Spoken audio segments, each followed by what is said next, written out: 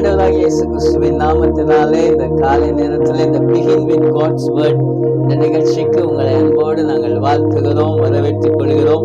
நாம் ஆண்டுடைய வார்த்தையை கேட்பதற்கு முன்பதாக ஒரு பாடலை பாடி ஆண்டவர் செய்த நன்மைகளை நினைத்து நாம் ஆண்டவரை துதித்து அதுக்கு பிற்பாடு நாம் ஆண்டுடைய வார்த்தையை கேட்போம்.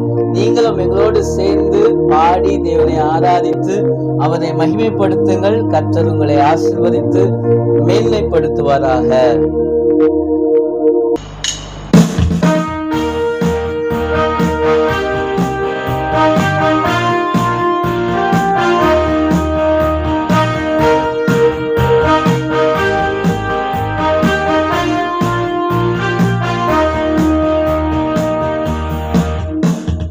அடைக்கலமே உமதடிமை நானே, ஆர்ப்பரிப்பேனே அகமகிழ்ந்தே, கர்த்தர் செய்த நன்மைகளை நித்தம் நித்தம் நான் நினைப்பேனே. அடைக்கலமே உமதடிமை நானே, ஆர்ப்பரிப்பேனே அகமகிழ்ந்தே, கர்த்தர் செய்த நன்மைகளை நித்தம் நித்தம் நான் நினைப்பேனே. அளவற்ற அன்பினால் எண்ணற்ற நன்மை நான் நினைப்பவரே, அளவற்ற அன்பினால் அணைப்பவரே, எண்ணற்ற நன்மை நான் நினைப்பவரே.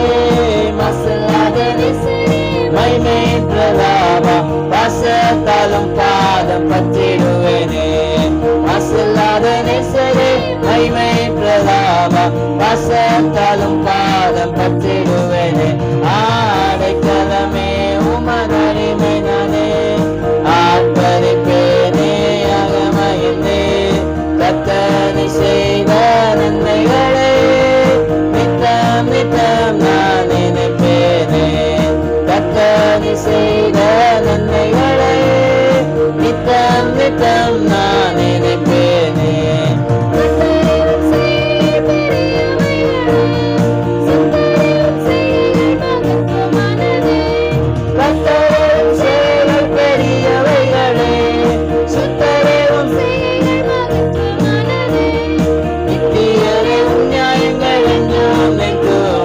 கர்த்தரின் பேர் இந்த பாக்கியமிரே.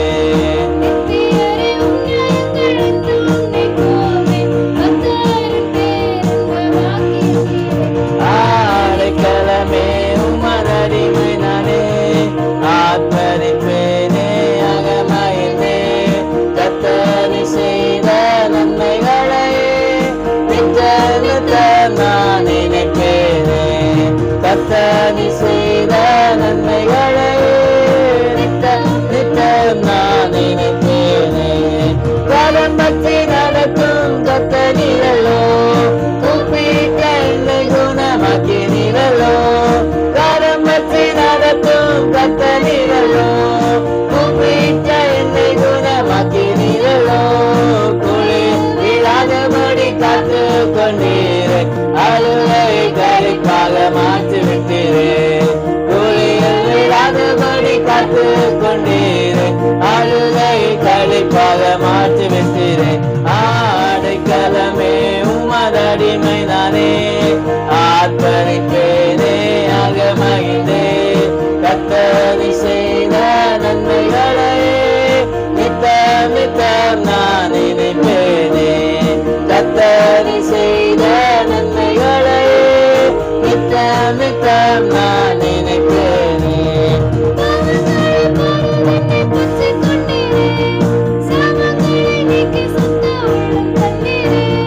பாவங்களை பாராதனை பற்றி கொண்டீரே,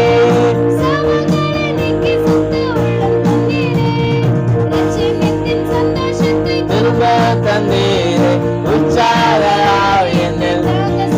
ஆமென். திரும்ப தந்தீரே. அடைக்கலமே அடைக்கலமே உமதடிமை நானே, ஆர்ப்பரிப்பேனே அகமகிழ்ந்தே, கர்த்தர் செய்த நன்மைகளை நித்தம் நித்தம் நான் ஆர்ப்பரிப்பேனே. ஆமென்.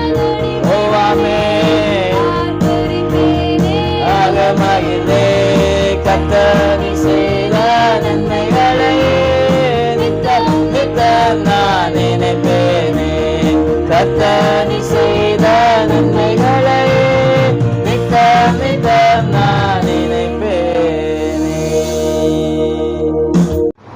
எனக்கு அன்பான தேவனுடைய பிள்ளைகளே, இந்த தினத்திலும் ஒரு வார்த்தையை நாம் வாசித்து நாம் தியானித்து நாம் ஜெபிக்க போகிறோம். சங்கீதங்களின் புஸ்தகம் 91வது சங்கீதம் அதனுடைய 9, 10வது வசனம். எனக்கு அடைக்கலமாய் இருக்கிற உன்னதமான கர்த்தரை உனக்கு தாபரமாய் கொண்டாய், ஆகையால் பொல்லாப்பு உனக்கு நேரிடாது, வாதை உன் கூடாரத்தை அணுகாது. எனக்கு அடைக்கலமாய் இருக்கிற உன்னதமான கர்த்தரை உனக்கு தாபரமாய் கொண்டாய், ஆகையால் பொல்லாப்பு உனக்கு நேரிடாது, வாதை உன் கூடாரத்தை அணுகாது.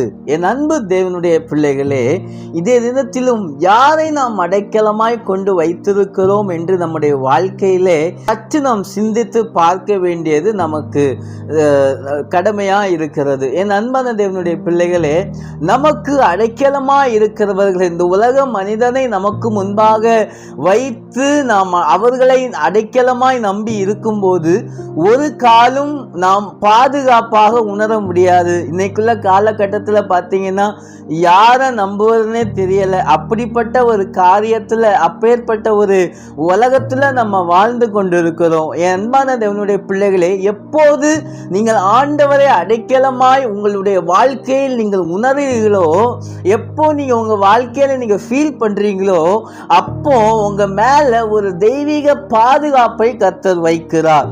அவர் உங்கள் மீது கண்ணை வைத்து உங்களுக்கு ஒவ்வொரு நாளும் ஆலோசனைகளை சொல்லி உங்களை வழி நடத்துகிற ஆண்டவரா இருக்கிறார்.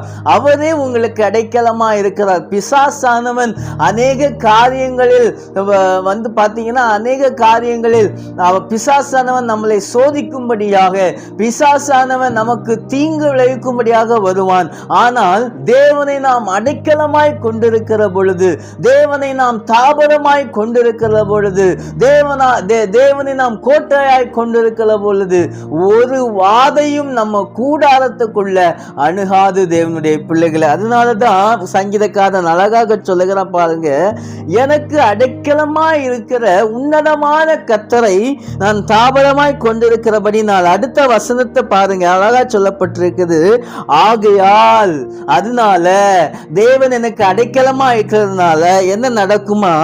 அடுத்த வசனத்துல பொல்லாப்பு உனக்கு நேரிடாது. இந்த உலகத்தில் உள்ள ஒரு பொல்லாப்பு உங்களுக்கு வந்து நேரிடாது.